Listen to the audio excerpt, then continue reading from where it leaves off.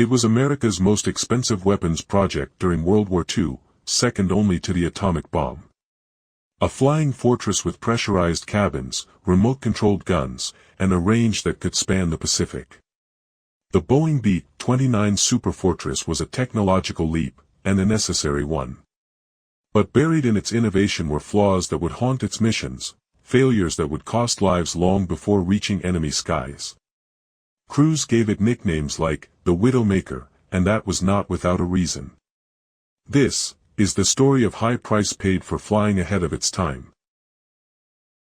It was in December 1941 when the United States entered World War II. Its air power faced a problem of scale, particularly in the Pacific. The distances were vast. Island to island, continent to continent. Japan, the primary adversary in the Pacific theater, lay thousands of miles from any Allied airbase within striking range. Conventional bombers like the B-17 Flying Fortress and the B-24 Liberator had served well in Europe, but they simply couldn't reach the Japanese home islands from American-held territory. What the U.S. Army Air Forces needed was a new kind of bomber, one that could fly higher, faster, and farther than anything currently in service. A bomber that could carry a meaningful payload across oceans and still return home. It wasn't just about power. It was about reach. America's strategy in the Pacific relied heavily on air superiority. Naval battles dominated the headlines, but the long-term plan was to bring the war to Japan's industrial base, to dismantle its ability to wage war by targeting factories, infrastructure, and supply lines from the air. But to do that, the U.S. needed a bomber that didn't exist yet. In 1939, 2 years before Pearl Harbor, the Army Air Corps Lieutenant General Henry H. Arnold issued a request for what it called a superbomber. It had to fly 5,000 miles round trip. It had to carry 20,000 pounds of bombs.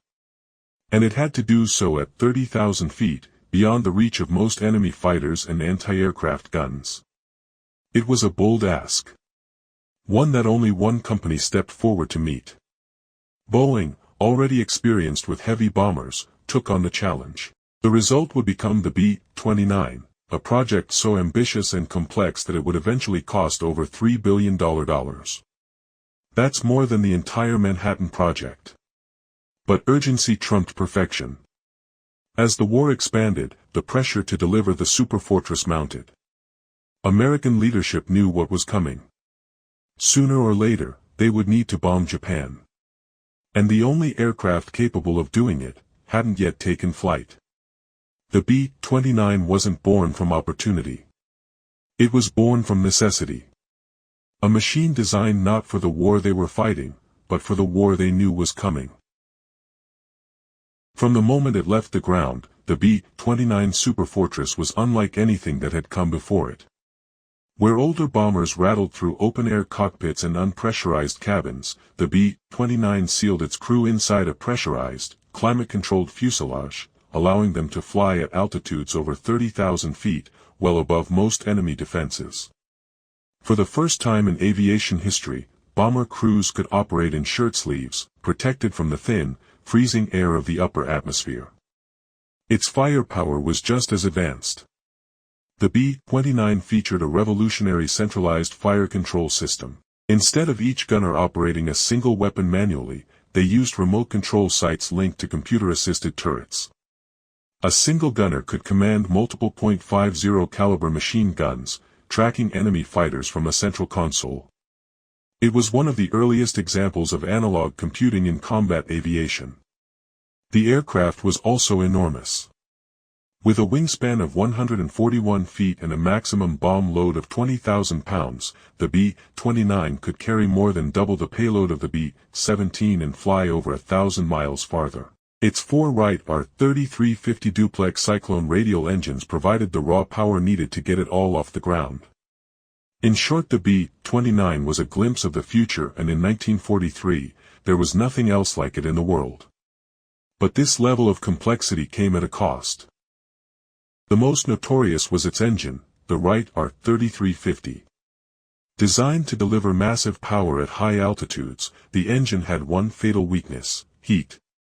The rear cylinders suffered from poor airflow, leading to frequent overheating.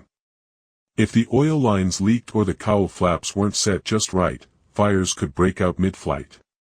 The magnesium used in engine components burned at extremely high temperatures, making fires nearly impossible to extinguish once they started.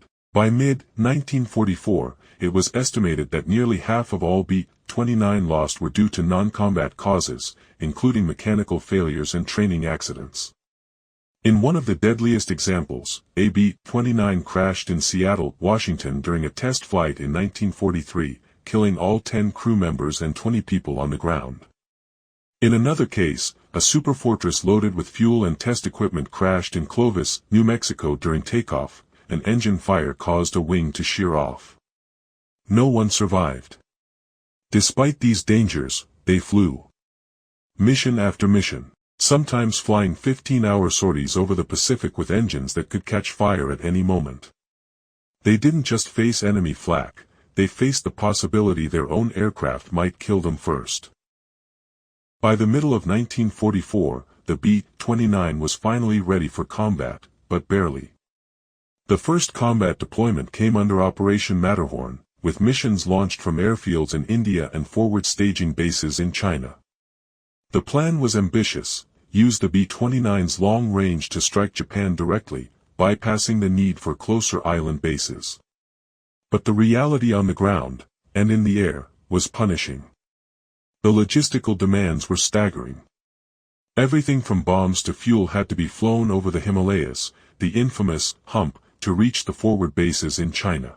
Each bombing mission required dozens of supply flights just to support a single sortie. Then came the combat. Flying at high altitude over Japan, B-29 encountered intense jet stream winds, sometimes exceeding 150 miles per hour.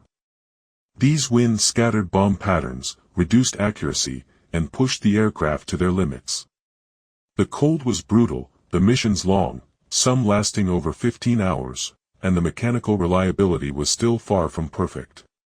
Despite the risks, the Superfortress began doing what it was designed to do, delivering devastating payloads deep into enemy territory. By late 1944, B-29 were operating from Tinian, Saipan, and Guam, where missions became more frequent and more effective.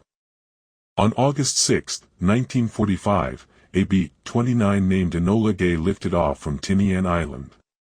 Its mission: deliver the first atomic bomb ever used in warfare, Little Boy, over the city of Hiroshima.